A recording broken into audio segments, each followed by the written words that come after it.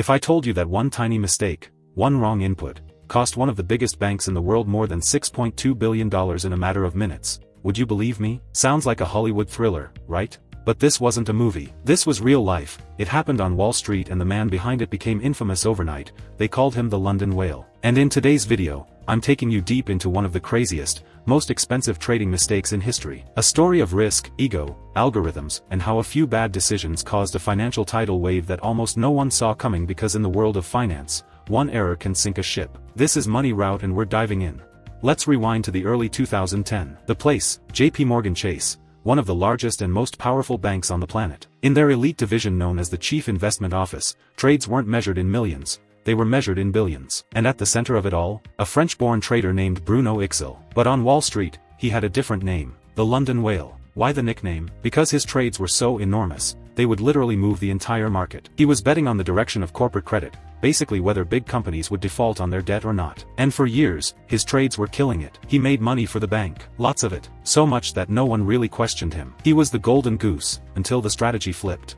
Now here's where things get crazy. Bruno Ixel and his team were using a complex strategy involving something called credit default swaps. In simple terms, they were betting big on the stability of companies. When it worked, they made millions. But when the market shifted, and their positions became too large, too exposed, the losses started spiraling out of control. And this is where it gets painful. In an attempt to cover the bleeding, they doubled down. They made even bigger trades to try and offset the losses. This is the trading version of gambling to win back what you lost. And it almost never ends well. In fact, the models used to track risk, they were manually altered to make the losses look smaller. They literally changed the math to protect the illusion, until it broke.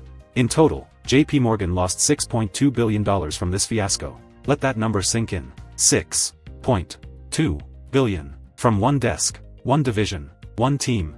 And while it's tempting to pin this all on Ixel, it wasn't just him. This was a system failure. A mix of overconfidence, lack of oversight, a flawed risk model, and a corporate culture that prioritized winning over watching the rules. The worst part? It wasn't even a rogue trader situation. This was approved, backed, supported by senior management, until it exploded.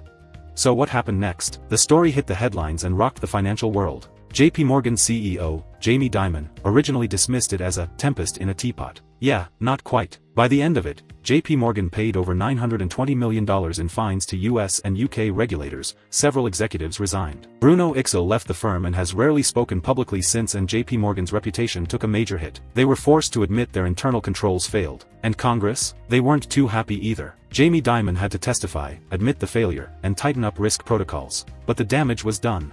Now here's the part nobody talks about enough. This wasn't just a story about one guy making a big mistake. It was a wake-up call. Because it showed us how even the biggest, most sophisticated banks in the world, filled with Ivy League analysts and billion-dollar budgets, can get it completely wrong. Why? Because finance isn't just about math. It's about human psychology, about ego, about systems built to win, until they don't. And in today's world of high-frequency trading and algorithmic strategies, one bad input, one fat finger, one overlooked model, can lead to a multi-billion-dollar disaster.